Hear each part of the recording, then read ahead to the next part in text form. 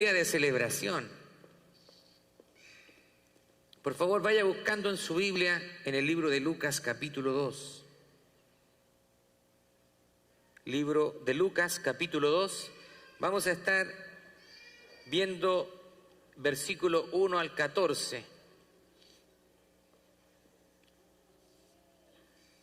Libro de Lucas capítulo 2, versos 1 al 14. Estamos en una serie que hemos titulado durante este mes de diciembre, Él es, lleva por título nuestra serie.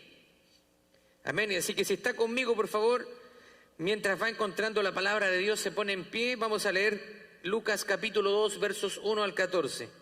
Por favor, se va poniendo en pie en reverencia y respeto a la palabra del Señor. Si no trae Biblia, puede seguirnos en la pantalla, va a aparecer el texto. Dice así la palabra del Señor, en el nombre de nuestro Señor Jesucristo y bajo la bendición del Padre, Hijo y Espíritu Santo.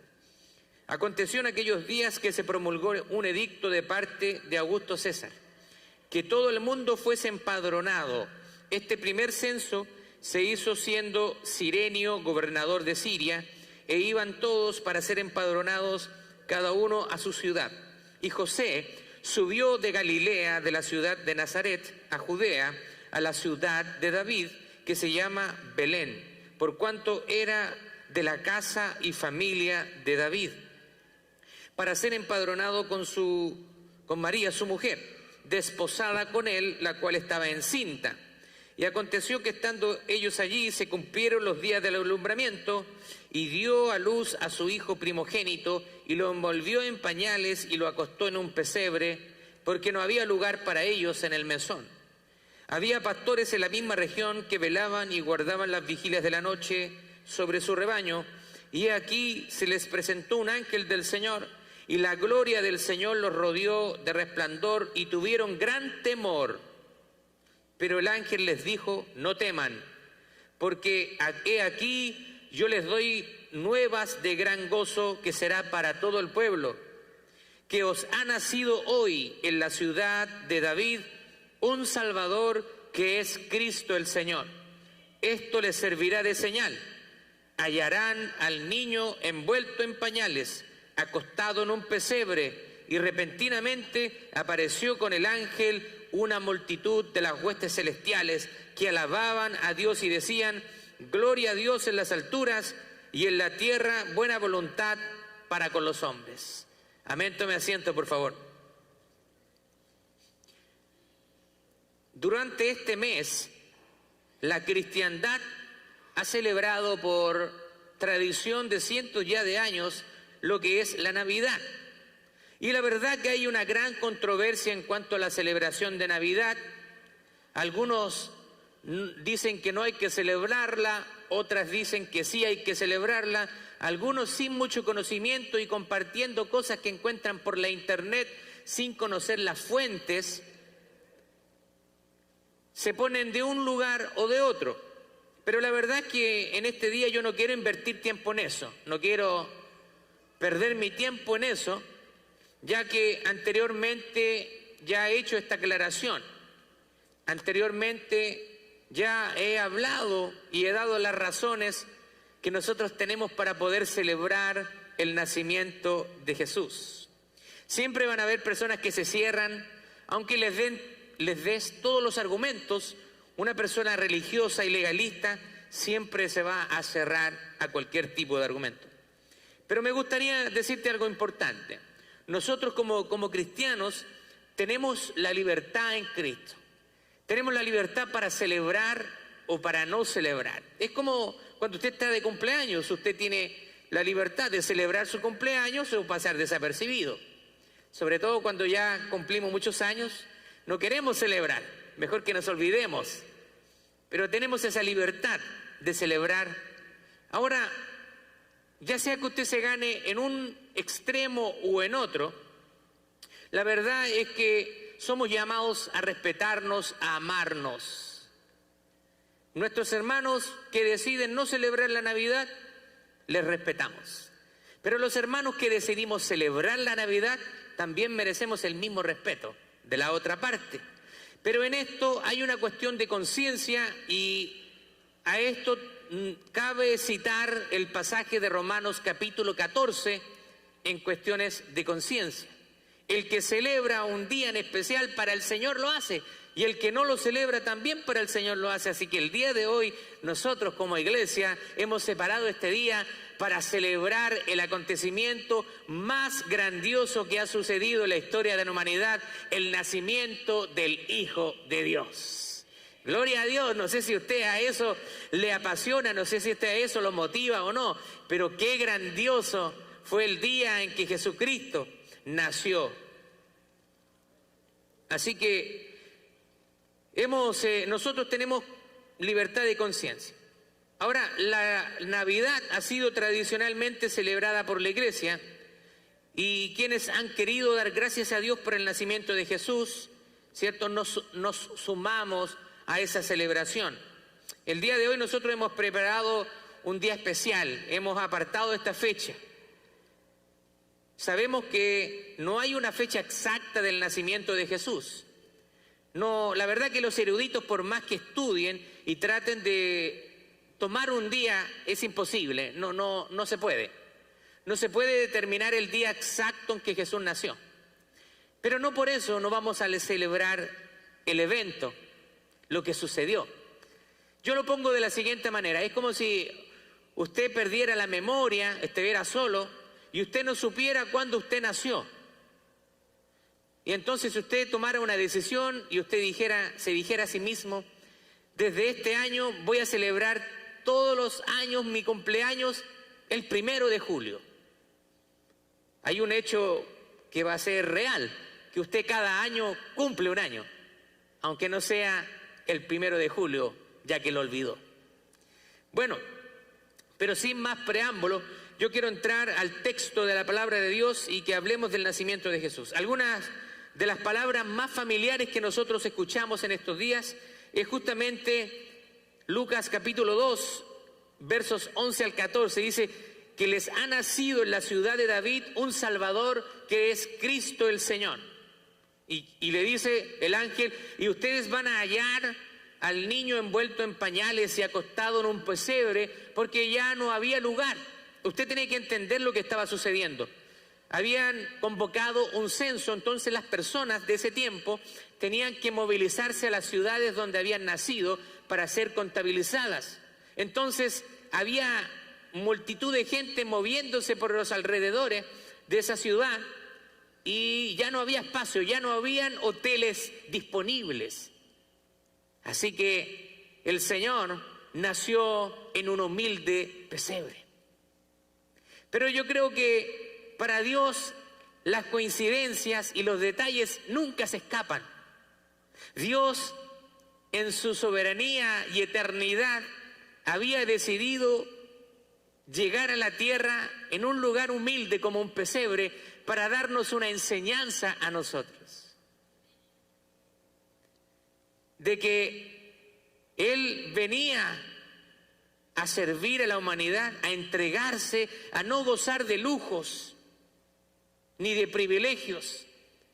Y lo hace demostrando el mismo día en que nace, naciendo en un pesebre, rodeado de animales, con olor, ya usted sabe cómo huelen los establos, cómo huele el campo. Pero es motivo de gozo cuando nosotros leemos este pasaje aquí en las Escrituras. Pero quiero enfocarme en el versículo 14 que dice: gloria a Dios en las alturas y paz en la tierra entre aquellos en quienes Él se agrada. Aquí hay algo muy importante y me gustaría hacer algunas consideraciones importantes en este pasaje. Primero, se trata de un día literal en la historia de la humanidad. Muchas personas han tratado de negar la existencia de Jesús. Dicen que Jesús no existió, que es un mito, que es una fábula, pero lo cierto es que Jesús históricamente nació un día. ¿Cómo nosotros podemos saber eso? Bueno, de partida, nuestro calendario se divide entre antes y después de Cristo. Si Jesús nunca hubiera existido, la verdad es que sería una tremenda hazaña de que nuestro calendario tuviera antes y después de Cristo. Así que por lo menos eso demuestra que Jesucristo existió, aunque muchas personas no reconozcan su divinidad y más bien crean en la magia, como el Big Bang, la teoría de la creación espontánea. La verdad es que para ser ateo es necesario tener más fe, porque para ser ateo usted tiene que creer que la nada produjo la nada y que de la nada vino la inteligencia. El Señor, a través del libro de Romanos, dice que nosotros como seres humanos no tenemos excusa, porque en las cosas creadas Él se ha revelado. Cuando usted mira la naturaleza, la complejidad, incluso mirando el cuerpo humano, cada órgano, cada parte del cuerpo, el cerebro, las células, el ADN, eso es imposible que haya nacido de la nada. Es imposible. Muchas veces yo he graficado esto de la siguiente manera.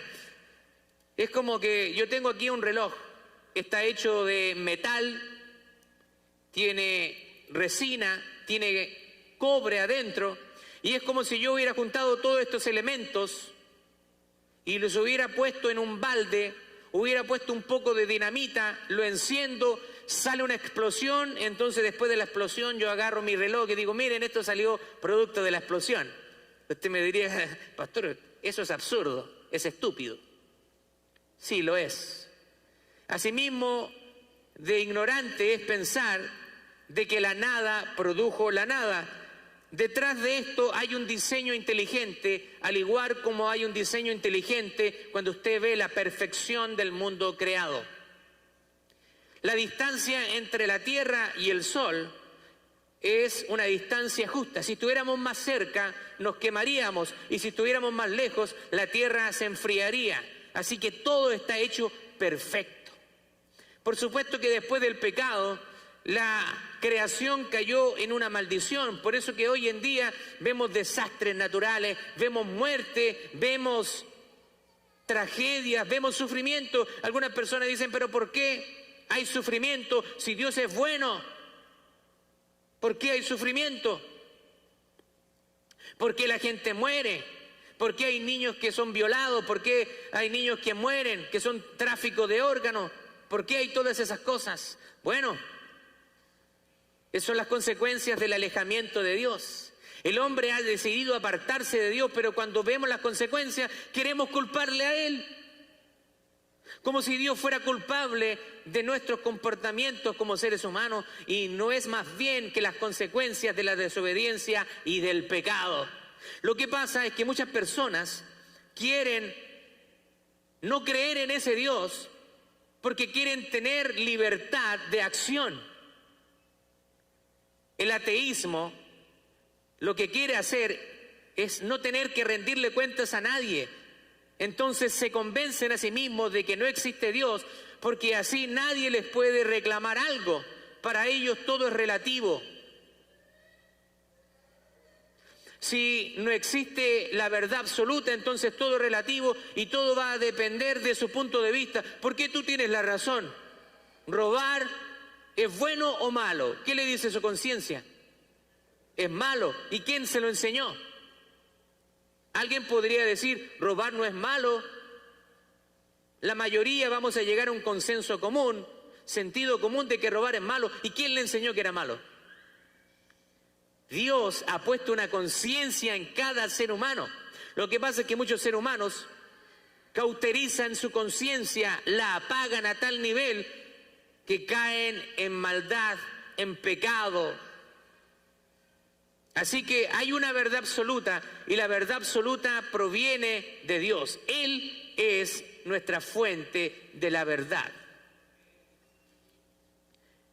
Pero bueno, fue un día literal. Eso quiere decir que Jesús nació en un día específico. Así que no es un evento que ocurrió al azar, sino que Dios estableció un día en que iba a nacer, un día en la historia humana. No un día en un cuento mitológico, no un día en la imaginación de un escritor, sino un día histórico en la humanidad. Y la palabra del Señor dice que César Augusto era el emperador de Roma, así que sabemos quién gobernaba el imperio romano en esa época, y también Quirinios era el gobernador de Siria. Personajes históricos. Así que dice Colosenses capítulo 1, verso 16, porque en Él, en Jesús, fueron creadas todas las cosas, las que hay en los cielos y en la tierra, visibles e invisibles, sean tronos, sean dominios, sean principados, sean potestades, todo fue creado por medio de Él y para Él. Así que Dios establece un día en que Él se iba a hacer hombre a través de la persona de Jesús. Gálatas capítulo 4, verso 4 dice, cuando llegó la plenitud de los tiempos, o sea, cuando se cumplió el tiempo determinado por Dios, dice, Dios envió a su Hijo, nacido de mujer y nacido bajo la ley. Ahora, este evento espectacular ocurre un día y un día perfecto. En el tiempo de Dios o en el tiempo Kairos. Nosotros vivimos en el tiempo Cronos.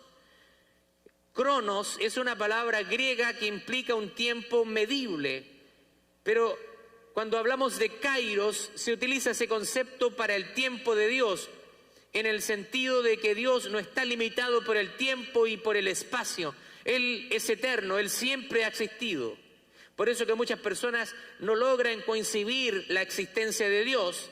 Dicen, bueno, si Dios existe, entonces ¿quién creó a Dios? Y si alguien creó a Dios, ¿quién creó al que creó a Dios? Y así sucesivamente.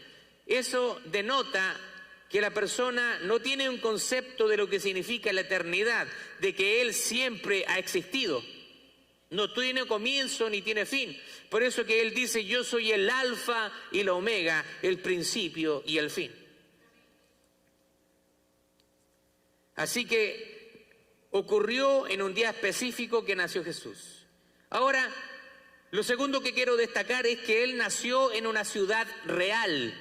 ¿Qué significa eso? El texto dice, en la ciudad de David. Eso no es una coincidencia. Dios había preparado todo para que Jesús naciera justamente en la ciudad de David. Eso tiene un simbolismo tremendo, porque se le había declarado a David que su imperio no tendría fin, que su dominio no tendría fin. Pero eso no se cumple en la persona de David, sino se iba a cumplir en un descendiente de David. Lo dilatado de tu imperio, dice el Señor, no tendrá fin. Así que ese cumplimiento vendría en un descendiente de David. Una persona del linaje, de la familia de David. De ahí va a venir el Mesías. Así que también podemos situar geográficamente la ciudad de Belén.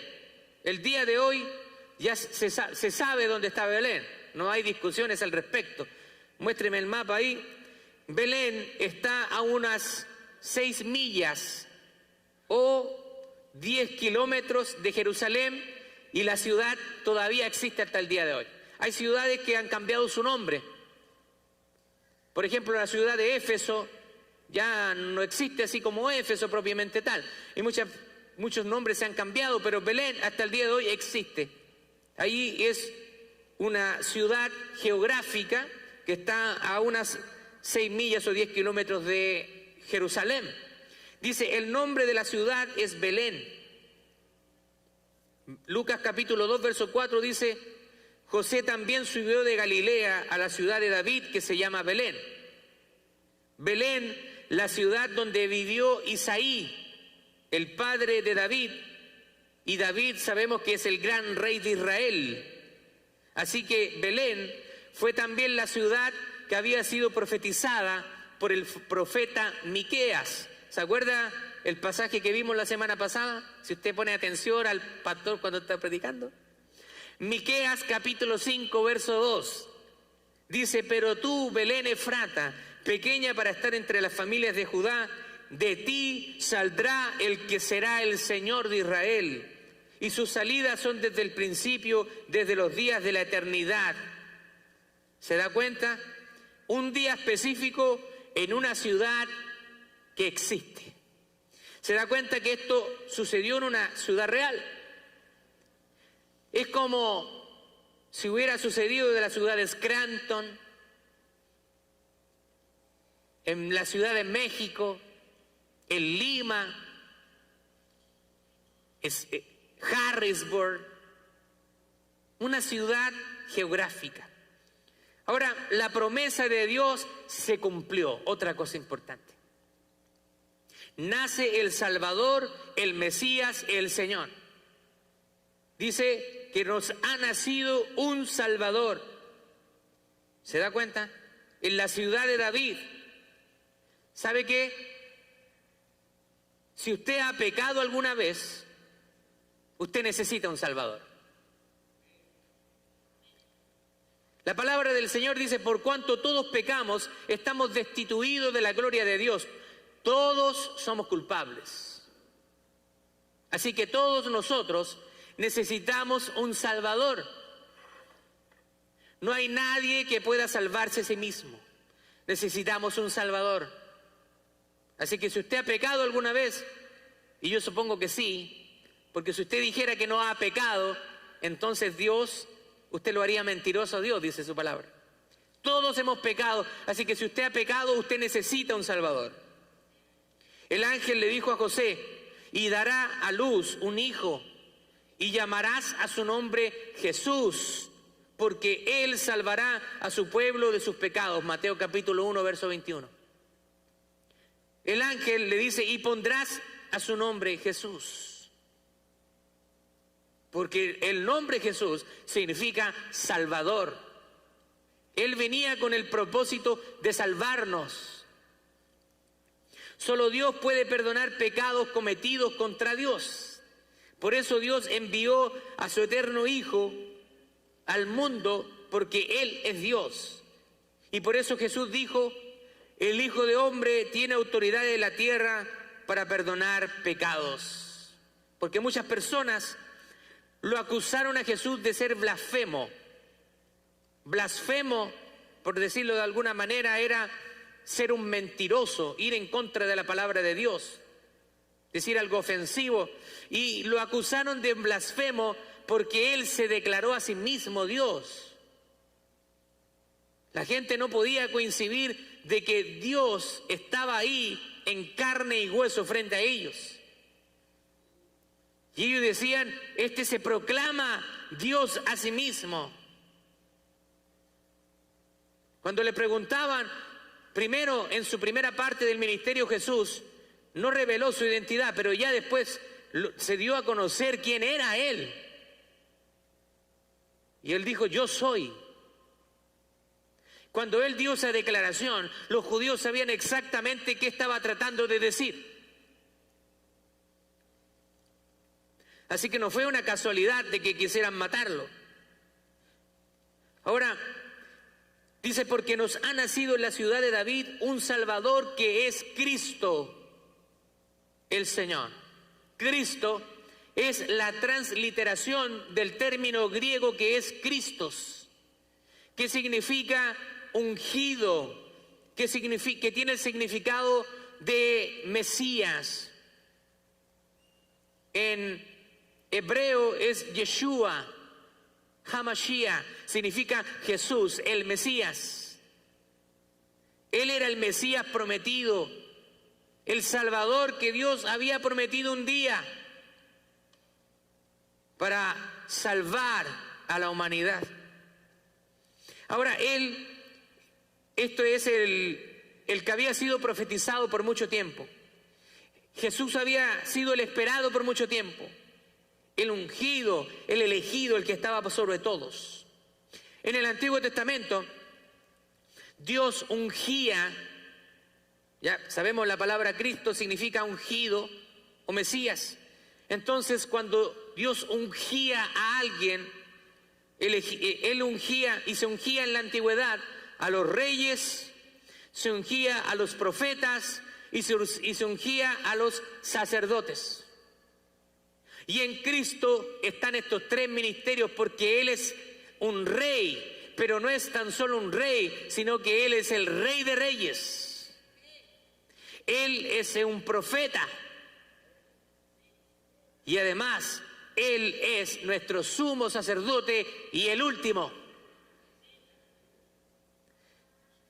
Cristo ofreció el sacrificio perfecto en su propia persona. Por eso que ya no necesitamos sacrificios de animales.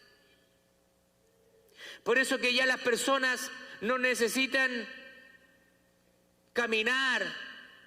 ¿Cómo se llama eso cuando van hacia diferentes lugares? Un sacrificio. Procesiones. La gente ya no necesita hacer procesiones para ganarse el favor de Dios.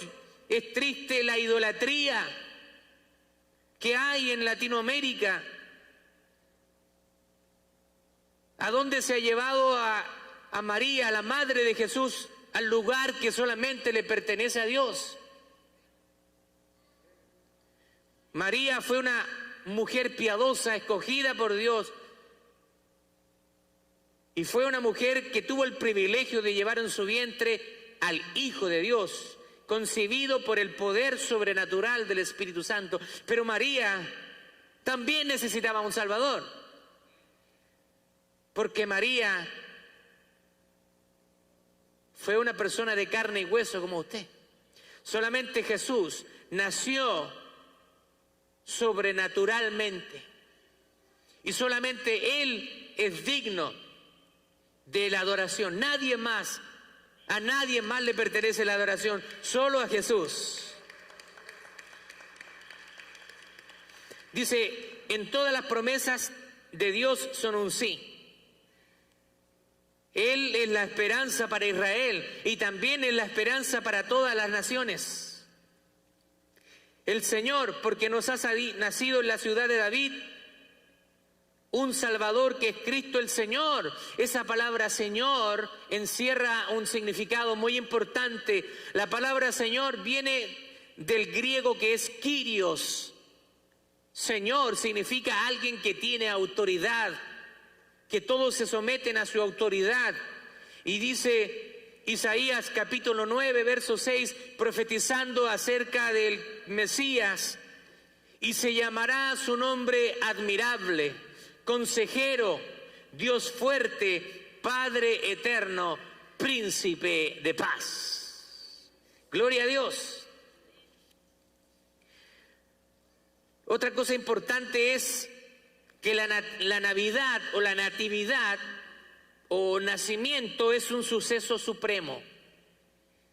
El Señor, quien gobierna sobrenaturalmente con poder y sin fin, Él es el Señor de señores.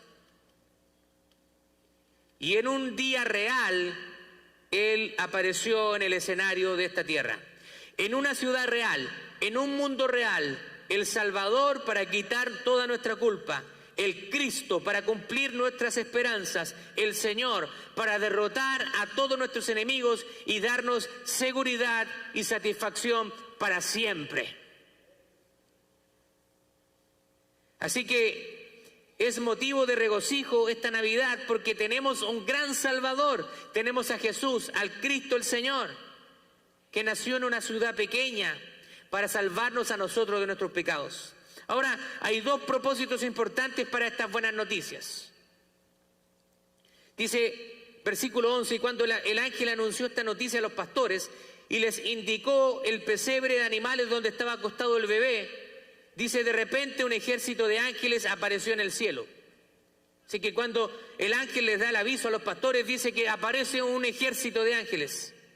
Versículo 13 y 14 dice, y repentinamente apareció con el ángel una multitud de las huestes celestiales que alababan a Dios y decían, gloria a Dios en las alturas y en la tierra buena voluntad para con los hombres. Ahora, aquella maravillosa noticia del nacimiento de un Salvador que era Cristo el Señor tiene dos grandes resultados. Primero, El primer propósito era dar gloria a Dios en las alturas, y segundo, iba a haber paz. Él iba a entregarnos paz en la tierra a aquellos a quienes se agrada. Así que tiene esos dos propósitos. Ahora veamos la gloria de Dios y la paz de los hombres. ¿Qué significa darle la gloria a Dios y la paz para nosotros? En primer lugar, Dios es glorificado porque nace este niño. Y en segundo lugar, la paz debe extenderse por todas partes donde se reciba este niño. Así que si se recibe el niño hay paz, si no se recibe hay espada. Estos dos grandes propósitos son de la venida de Jesús. Primero, gloria siempre ascendente de los hombres hacia Dios. La gloria tiene que ser de los hombres hacia Dios. Y la paz viene descendiendo de Dios hacia los hombres. Ahora, lo importante, mire lo que dice acá. La Reina Valera en el versículo 14 lo traduce de esta manera. Dice, y en la tierra paz y buena voluntad para con los hombres. Pero la mayoría de los traductores bíblicos se dan cuenta de que esa traducción de la Reina Valera no fue la mejor traducción. Porque aquí da a entender de que la buena voluntad y trae paz a todos los hombres. Y sabemos que no es así, porque Él dice que ha venido a traer espada. ¿Cómo entonces? ¿Cómo lo podemos entender? Bueno, mire lo que dice la Nueva Versión Internacional. Gloria a Dios en las alturas y en la tierra paz a los que gozan de su buena voluntad. ¿Se da cuenta? Mire lo que dice la palabra de Dios para todos. Alaben a Dios en los cielos y que haya paz en la tierra para la gente que agrada a Dios. O sea, según esa traducción, no todas las personas agradan a Dios. Claro que no. Hay personas que no agradan a Dios. Dice que Dios mira con ira al pecador y el pecador necesita arrepentirse y entregarle su vida a Cristo. Por último, la Nueva Traducción Viviente dice, gloria a Dios en el cielo más alto y paz en la tierra para todos aquellos en quienes Dios se complace. Ahora, según esa traducción, quiero hacerle esta pregunta. ¿Se complace Dios en usted? Cuando usted en su vida diaria, ¿se complace Dios en usted? El Señor le dice a usted, este es mi hijo amado, esta es mi hija amada, y en él o en ella tengo complacencia. ¿Se agrada a Dios de su vida? Eso se lo dejo a usted para que usted medite. Homework. Ahora, la paz de Cristo se ofrece al mundo. Dice, la paz los dejo, la paz los doy, pero no como el mundo la da. Así que el Señor ofrece paz al mundo. Pero solamente los hijos de Dios, los hijos de paz son los que reciben esa paz. Los que estamos en paz con Dios podemos estar tranquilos que nuestra relación con Dios ha sido restaurada. Pero si usted no le ha entregado su vida al Señor, usted debe arrepentirse y debe entregarle su vida al Señor. Si usted sale de este edificio, si usted sale de este lugar sin el Señor, usted está en peligro. Si usted se muere el día de mañana sin Cristo, usted va al infierno y va a sufrir eternamente. Y usted me podrá decir, pero si el infierno no existe. Si usted cree de esa manera, entonces Satanás está al lado de usted riéndose. Eso me gusta. Porque mientras más me lleve conmigo, mejor. Así es Satanás. Dice que él ha venido a matar, a destruir, a robar. Pero dice que Cristo Jesús vino a deshacer todas las obras del diablo. Gloria a Dios. Ya. Voy a apurar porque hay muchas cosas. Tengo tanto que hablar, pero... Pastor, haga un poder de síntesis. Ok. Hay tres maneras en que nosotros podemos obtener la paz de Jesús. Primero, experimentar la paz con Dios. Experimentar la paz contigo mismo. Porque muchas veces nosotros no tenemos paz con nosotros mismos. No sé si a usted le ha pasado, pero cuando usted hace algo malo, su conciencia lo acusa. y usted está ahí, no puede ni siquiera dormir bien. Cuando ha hecho algo malo, usted se acuesta y no puede dormir, no puede concebir el sueño, se da vuelta para allá y para acá, porque usted sabe que ha hecho algo malo. Así que Dios le permite tener paz con usted mismo, porque si Él nos perdona, también nosotros tenemos que perdonarnos a nosotros mismos. Y por último, el Señor también nos provee paz para con otras personas. Él quiere que tengamos paz entre nosotros. Él no quiere que andemos peleando, que andemos discutiendo. Al Señor no le gusta la gente peleonera, la gente divisiva, la gente problemática. Esa gente el Señor nos agrada. El Señor se agrada de esa gente que es gente pacificadora, gente que trae resolución al conflicto, esa gente que trae paz, que trae calma, que trae una palabra de aliento. En esas personas se agrada al Señor. Y ese tipo de personas nosotros tenemos que ser.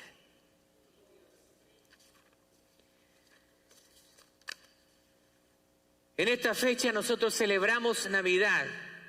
¿Y sabe qué? Es un momento de recordar las promesas de Dios para con nosotros. Podemos realmente tener paz en nuestra vida si Jesús está morando en nosotros. Dice la palabra del Señor, porque les ha nacido en la ciudad de David un Salvador, que es Cristo el Señor, porque ese vino en un día a una ciudad como Salvador, como Mesías, como Dios soberano, para que Dios recibiera gloria y nosotros recibiéramos su paz. Que el Señor de amor y el Señor de paz nos dé a nosotros